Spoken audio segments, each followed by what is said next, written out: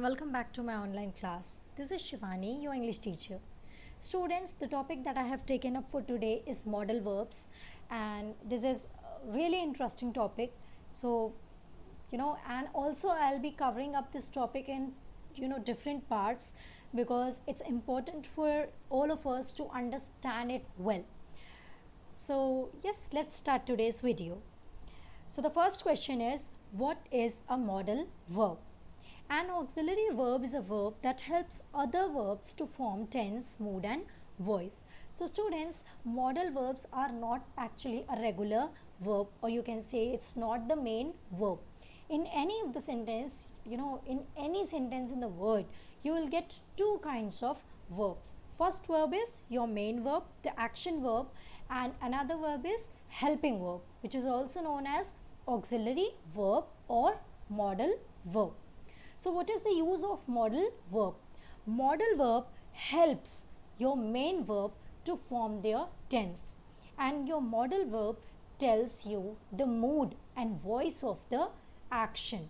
ये आपको बताता है कि जो आपका एक्शन है वो किस मूड में और किस टोन में कहा गया है. ठीक है.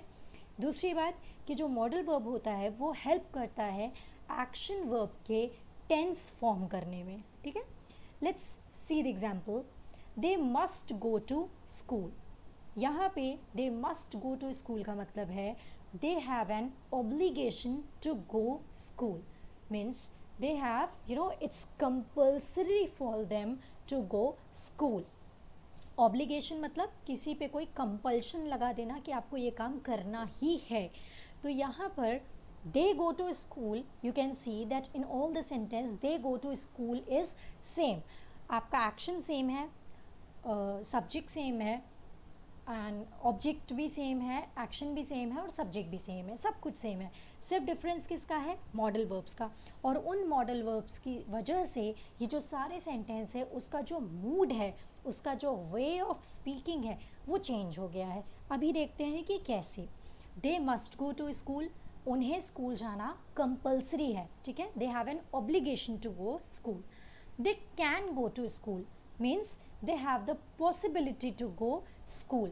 दे कैन गो टू स्कूल मतलब वो स्कूल जा सकते हैं. There is a possibility that they can go to school. They might go to school. It's possible they will go to school. अब माइट का मतलब होता है, माइट जो होता है वो मे से थोड़ा सा और कम वाली पॉसिबिलिटी में होता है. मतलब बहुत कम पॉसिबिलिटी जहाँ होती है काम करने की, वहाँ हम यूज़ करते हैं माइट. तो ऐसी कम सी पॉसिबिलिटी है कि वो लोग स्कूल जाएंगे. So you can see here that in all the sentences the mood and the voice of saying thing is different. ठीक है. सब में ही वो जो वॉइस है, वो जो टोन है वो चेंज हुई है. Modal verbs can express obligation, advice, permission, offer, the future and possibility. So modal verb का काम क्या होता है? मूड को बताना. ठीक है. एक्सप्रेशन को बताना. जैसे ऑब्लिगेशन है, एडवाइस है, सजेशन है और पॉसिबिलिटी है, फ्यूचर बताना है, परमिशन लेनी है, परमिशन देनी है, एडवाइस देनी है, एडवाइस लेनी है. इन सारी चीज़ों के लिए हम यूज़ करते हैं modal verbs. What do all modal verbs have in common? अब कुछ चीज़ें ऐसी हैं जो सारे ही मॉडल वर्ब्स में कॉमन होती है. पहली चीज़ मैं आप लोगों को ये बता दूं कि मॉडल वर्ब होते कौन कौन से हैं. Will, would, can, could, should, shall, may, might, must, must not, need, need not, and ought to and used to. all these are modal verbs. अब देखना ये है कि what is the similar thing in all these modal verbs. The convenient thing about modal verbs is that they all are some key things in common. Modal verbs don't add s for the third person singular, so the form is always the same. For example, she can swim. ठीक है. Means जो आपका modal verb लगता है, जब आपका modal verb लग जाता है, ठीक है, किसी भी सेंटेंस में, तो जो आपका थर्ड पर्सन सिंगुलर होता है जिसे हम नॉर्मली चेंज करते हैं, जैसे हम कहते हैं I swim, she swims, I read, she reads. ठीक है. क्लियर है. लेकिन जब हमारा मॉडल वर्ब लग जाता है तो वो हमारा I read, she, I can read, she can read, she can reads नहीं होगा. ठीक. So the very first thing is, जब भी आपका मॉडल वर्ब लगेगा तो आपका थर्ड पर्सन सिंगुलर में एस ऐड नहीं होगा, वो एज इट इज़ रहेगा. ठीक है. जैसे मैंने कहा कि I read a book, she reads a book. लेकिन मैं अगर कहना चाहती हूँ कि मैं बुक पढ़ूंगी तो मैं कहूँगी I will read a book, she will read a book, she will reads the book नहीं होगा. ठीक है. The question form is created by inverting the subject and the verb. For example, will you go. So जब भी आपका जो modal verb होगा उसी से आपको क्वेश्चन बनाना होगा, तो you will just take out that modal verb, then you will put your subject and then you will put your verb. Third, we make the negative forms by adding not. For example, they couldn't attend the meeting. जैसे हम normally किसी भी question में, किसी भी answer में positive का negative बनाते हैं तो नॉट लगा देते हैं. Similarly in modal verbs also we will make our question by adding not, like could not, can not, must not, need not. They are followed by the verb without to. For example, we might watch a movie.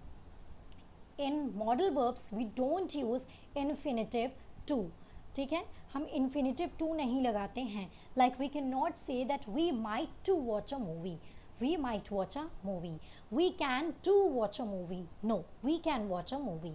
They don't have an infinitive form. When necessary we use another word. For example, she would like to allowed to arrive 10 minutes late. जो infinitive होता है हमारा, infinitive मतलब to, to is our infinitive. We don't use infinitive with our modal verbs. और जब हमें infinitive का use करना होगा तो हम अपने मॉडल वर्ब के बाद कोई एक एक्शन वर्ब यूज़ करेंगे. हम डायरेक्टली अपने मॉडल वर्ब के साथ इन्फिनेटिव यूज़ नहीं कर सकते हैं. ठीक है. एग्जाम्पल, शी वुड, हम ये नहीं कह सकते कि she would to be allowed. Okay, she would like to be allowed. Okay, so we will start our modal verb with the firstly we will understand the use of may and might, and we will also understand the difference between may and might. In my another video we have already studied the difference between can and could. I will also attach the link in the description box. You can see, you can watch that video. So let's start. Firstly we will understand use of may. May is used to express permission. May not is use to deny permission. May का जो सबसे first use होता है वो होता है to ask for permission and to deny for any permission. किसी से मांगने के लिए परमिशन और किसी को परमिशन देने के लिए हम यूज़ करते हैं मे. एग्जाम्पल, मे आई कम इन सर, क्या मैं अंदर आ सकती हूँ sir? Yes you may. This is the answer of the question, yes you may come. May I go home now? No, you may not. ठीक है. सो मे हम यूज़ करते हैं परमिशन मांगने के लिए और मे ही हम यूज़ करते हैं परमिशन डिनाई करने के लिए. Notes. Nowadays to deny permission we often use cannot instead of may not. This usage is probably encouraged by the fact that the contraction can't is easier to say that contraction mayn't. Okay, so nowadays when you ask for any permission that may I go outside, so people generally prefer to say you cannot. Okay, और क्यों ऐसा होता है कि हम may not की जगह cannot बोलना प्रेफर करते हैं? बिकॉज वी कैन से can't, which is much easier than mayn't. Mayn't looks very odd. So nowadays people usually say can't instead of may not to deny for any permission, which is okay. Next is possibility. May is also used to express possibility. So if there is any possibility of any action, okay, कोई आपको ऐसी possibility है, संभावना है कि कोई काम होने वाला है, then also you can use may. Example, it may rain. अगर यहाँ पर हमें confirmation होती कि बारिश होगी तब हम कह सकते थे it will rain. बट ये सिर्फ हमें एक अनुमान लगा रहे हैं, हमें एक सिर्फ probability है, possibility है कि आज बारिश हो सकती है, जो हम कह रहे हैं it may rain. She may come, he may get good marks. Means in सारे ही सेंटेंस में हमें कोई कंफर्मेशन नहीं है, हमें कोई फिक्स्ड इंफॉर्मेशन नहीं है. It's all just the possibility कि ऐसा हो सकता है. Next is wish. May is also use in expressing a wish. हम जब भी कोई विश करते हैं या किसी के लिए कोई प्रेयर करते हैं तब भी हम यूज़ करते हैं may. Example, may God bless you, may his soul rest in peace, may the king live long. Okay. Next is purpose. May is used in subordinate clauses that expresses a purpose. ठीक है, may हम use करते हैं as a subordinate clause to express a purpose. Example, we eat that we may live. यहाँ पर may is like because you know, और we can say सो. जैसे हम यहाँ पे सो भी यूज़ कर सकते थे. We eat that we we eat so we may live. Farmers use fertilizers so that they may have a rich harvest. Okay, so what are the four uses of may?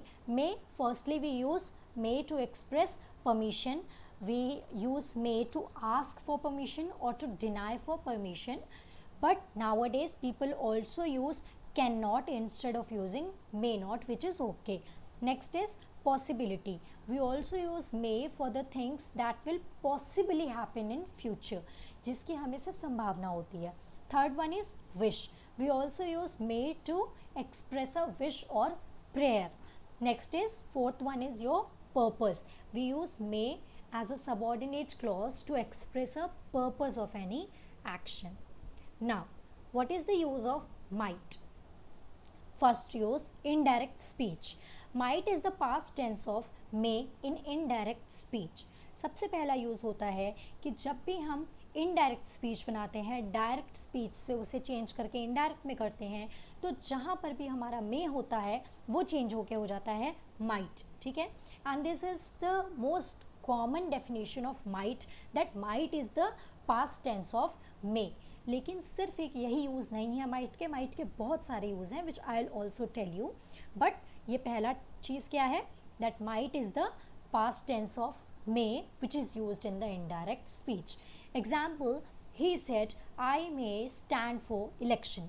ये आपका है direct speech. इसका indirect बनाते हैं, he said that he might stand for election. May का past tense क्या हो गया, might in the indirect speech. Next is distant possibility. Distant possibility मतलब होता है जिसकी बहुत कम संभावना हो. ठीक है, माइट मे यूज़ करते हैं जिसमें पॉसिबिलिटी हो, माइट यूज़ करते हैं जिसमें मे से भी कम पॉसिबिलिटी हो. May is used for the higher possibility. Okay, and might is used for the distant possibility. Might shows less possibility than may. May से कम पॉसिबिलिटी दिखाता है. It may rain means there is a probability, there is a 50% possibility that it will rain.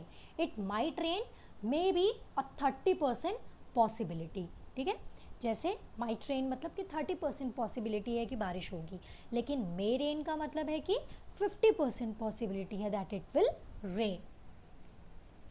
Now, there is a note that we must understand. May and might are followed by an infinitive without to.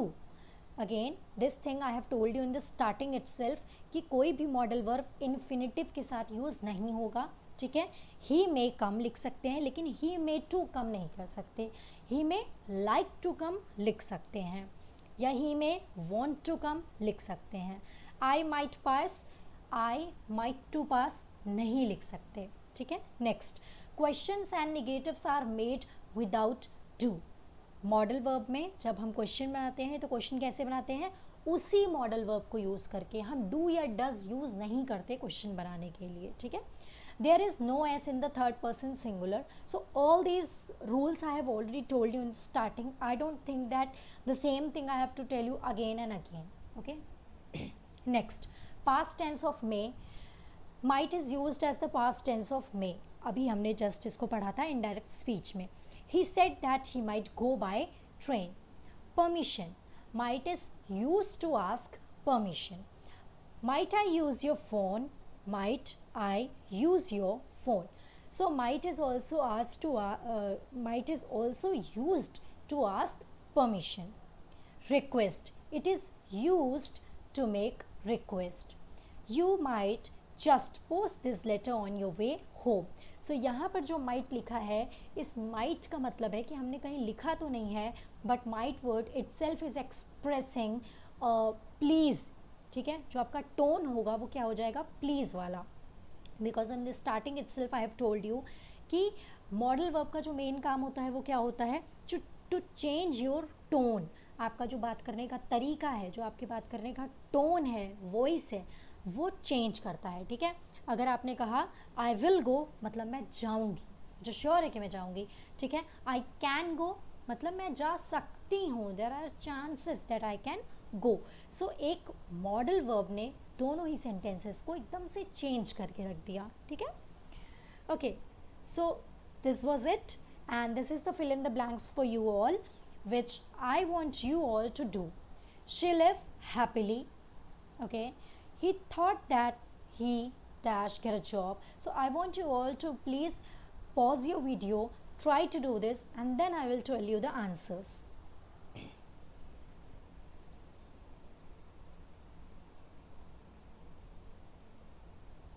Okay, yes. So she lived happily is a wish. जब किसी के लिए wish करते हैं तो क्या use करते हैं, may. So answer will be may she live happily. Second, he thought that he dash get a job. Possibility है, उसे लगा था कि वो जॉब उसे मिल जाएगी, may get a job. okay, it dash rain today. distant possibility, जहाँ भी distant possibility होती है वहाँ पे क्या यूज़ होता है, might. it might rain today. dash I come with you madam.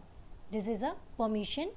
और परमिशन के लिए आप दोनों ही चीज़ यूज़ कर सकते हो, might I come with you, may I come with you. may I come with you is most commonly used.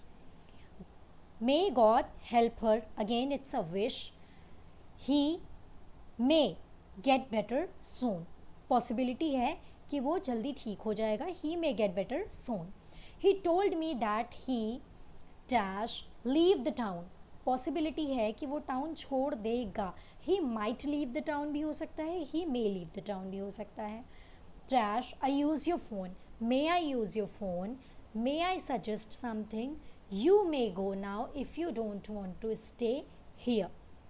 So yes, this was it for today's class. In the next video we will discuss another modal verbs, because this chapter is going to be quite long. We will discuss all the modals in different parts so that it will be quite easy for you to understand. Your homework for today is that you have to make at least 10 sentence using may and might. We will meet up again in the next video. Till then, take care, stay safe.